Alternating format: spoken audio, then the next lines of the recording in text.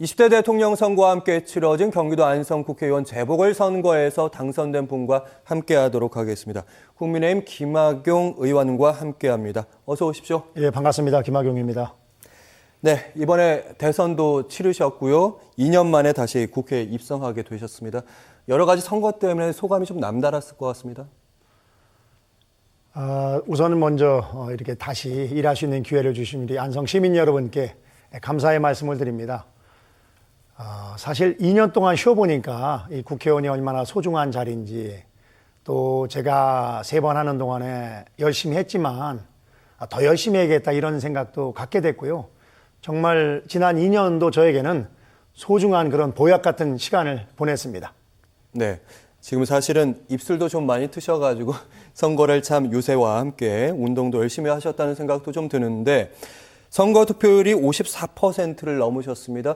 2위 후보 한 2배 정도 차이가 좀 나고, 한편에서는 대선에서 또 안성에서 이재명 후보가 조금 더 우승 측면이 있어서 선거가 좀 남달랐을 것 같습니다. 어떻게 받아들이십니까, 이 투표율? 우선은 시민 여러분들께서 제 진심을 알아주시고 이렇게 많이 득표해 주신 데 있어서 감사드리고요. 아마도 이제 우리 안성이 수도권이지만 사실 어쩌면 수도권보다는 그 변방에 있어서 소위 인근 용인이나 평택, 이천에 비해서 개발이 좀 덜 돼 있는 것이 사실이거든요.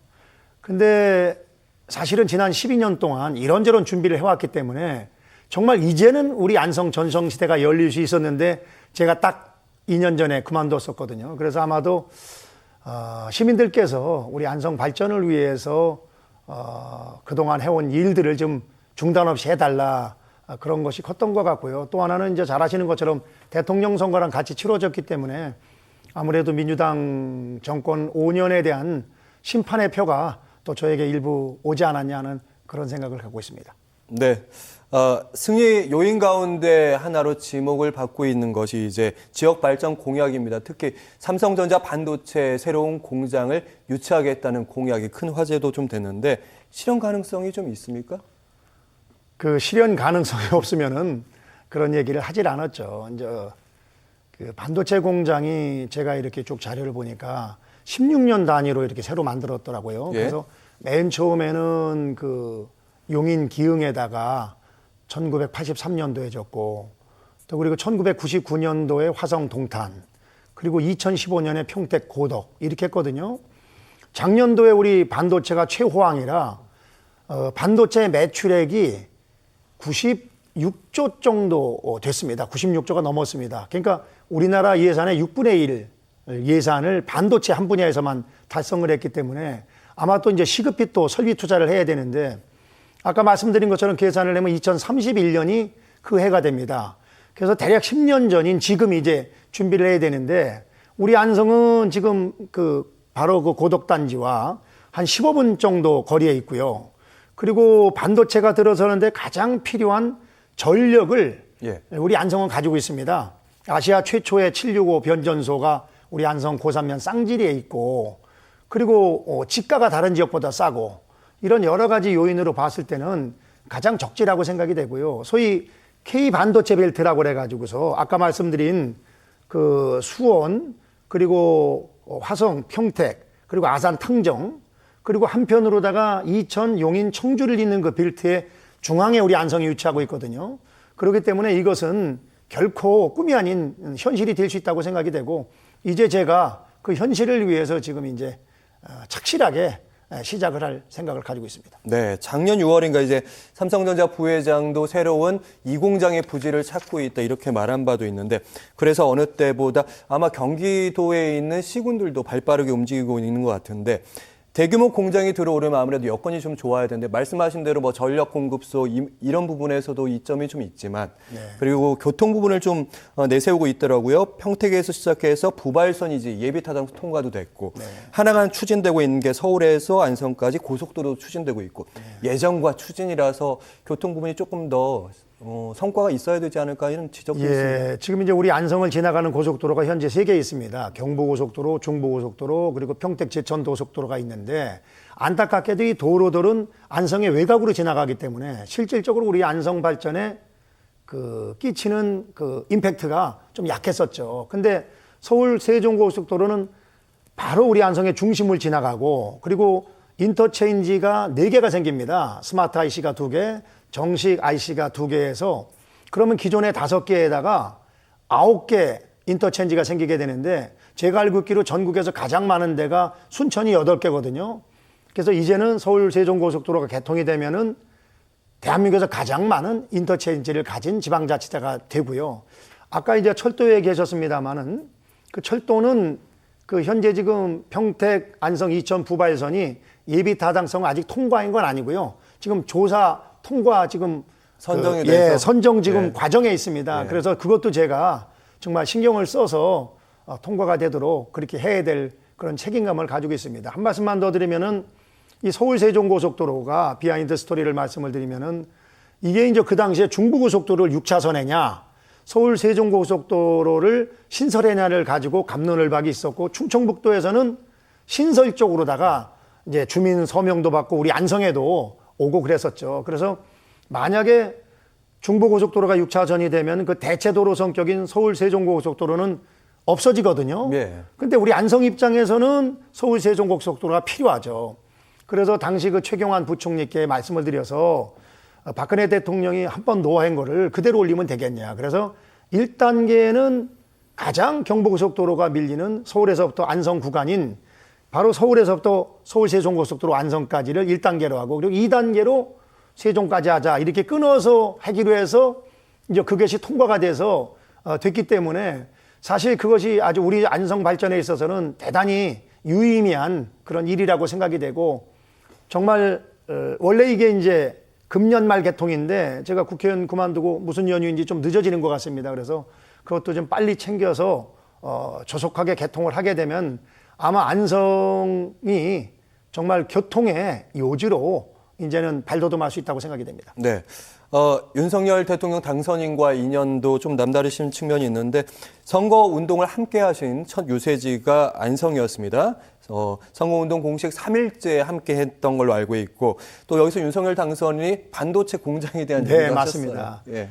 우리 대통령 당선인께서 17일 날 오셔가지고서 정말 파격적으로 우리 안성을 대한민국 반도체 산업의 중심지로 만들겠다. 이런 그 제 공약을 뒷받침해 주는 말씀을 하셨는데 아마 대통령 당선인도 아까 제가 이야기한 그런 우리 안성의 여러 가지 요건을 알아보고 그런 뒷받침을 해 주셨다고 생각이 되고요. 사실은 그 2013년도 국정감사에서 당시 윤석열 검사가 나는 사람에게 충성하지 않는다 하는 그 유명한 말을 할 때 제가 법사위원으로 그 자리 국정감사장에 있었던 법사위원입니다. 그리고 이제 대통령 당선인과 식사를 하는 기회가 있었는데 당선인께서 그 제가 이제 김어준의 뉴스공장을 한 1년 나갔었는데 예.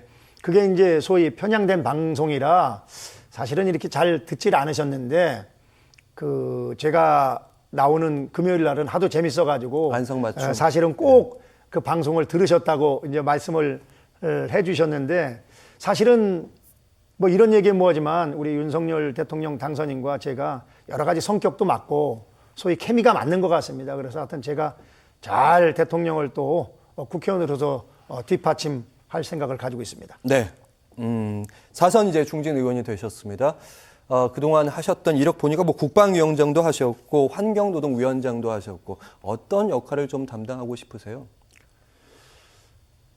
뭔가는 그 경기도 최다선 국회의원으로서 정말 그 막중한 책임을 가지고 정말 대한민국 정치 발전을 위해서 뭔가 헌신하는 그런 사람이 돼야 된다는 생각을 가지고 있고요. 제가 이번 선거를 치르면서 느낀 거는 뭐 문재인 정권이 이런 거 저런 거 잘못한 거 있지만 제가 봤을 때 가장 안타까운 것이 바로 이 편가르는 분열의 정치를 해가지고 이번 선거도 보면은 이게 진영 논리에 갇혀가지고서 뭐 방송 토론을 잘하건 못하건 그게 문제가 아니고 어떤 문제가 있고 그게 문제가 아니라 내가 좋아하는 정당 내가 좋아하는 사람이면은 어떤 결함이 있어도 끝까지 지지하고 이런 소위 그 프레임에 갇혀있는 국민들이 대단히 늘어난 것 같은 것이 안타깝습니다. 그래서 정말 국민을 하나로 아우르는 그런 통합의 정치를 펼쳐야겠다는 생각을 가지고 있고요. 역시 제가 말씀드린 것처럼 이번에 공약을 제가 너무 좋은 공약들을 많이 했습니다. 그 이유가 뭐냐면은 옛날엔 공약을 우리 보좌진들이나 소위 뭐 제 책임자들 뭐 또 주변의 명망가들 얘기를 들어서 공약을 했는데 이번에는 제가 알고 있는 모든 시민들에게 다 그 핸드폰으로다가 예. 공약을 받아가지고 했기 때문에 정말 좋은 공약들이 많습니다. 그래서 이런 공약들을 꼼꼼하게 챙겨나가야겠다는 생각이 들고요. 이제 마지막으로 한 말씀 드리면은 아시는 것처럼 문재인 정부 5년 동안에 나라 빚이 449조 원이나 늘어났거든요. 이 재정 건전성 문제는 중요한 겁니다. 그래서 미래 세대에게 이렇게 소위 요새 신생아가 태어나면 2천만 원 빚을 지고 태어나거든요. 그래서 이거를 어떻게 가급적이면 빚이 아니라 정말 뭔가 그나마 이렇게 적금 들 수 있는 돈이라도 줄 수 있는 그런 나라로 바꿔나가는 소위 재정 건전성을 잘 지키는 그런 일도 제가 꼼꼼히 챙겨볼 생각을 가지고 있습니다. 네, 말씀하신 부분은 오늘 안철수 위원장이 국정과제 중에 하나다 말씀한 측면이 있는데 그럼에도 불구하고 사실은 특검 문제 때문에 여야가 좀 대립을 좀 하고 있고요. 고소고발도 선거 때 했었던 것을 취하느냐 마느냐 그런 얘기도 하고 있고요. 지방선거도 안 남았기 때문에 협치가 쉽지 않을 것이다. 어떤 시급한 현안들이 국회에 있다고 생각하십니까? 맞습니다. 이 협치가 말로는 쉬운데 이제 쉽지 않은 것도 사실인데 그러나 그럼에도 불구하고 협치를 해야 된다. 이것은 소위 우리 국민의힘을 입장에서도 해야 되지만 민주당도 아마 계속 이렇게 발목을 잡고 반대를 위한 반대를 하면 아마 지방선거 그리고 다음 이어지는 2년 후에 총선에서도 전 미래가 보장되지 않는다고 생각이 됩니다. 그래서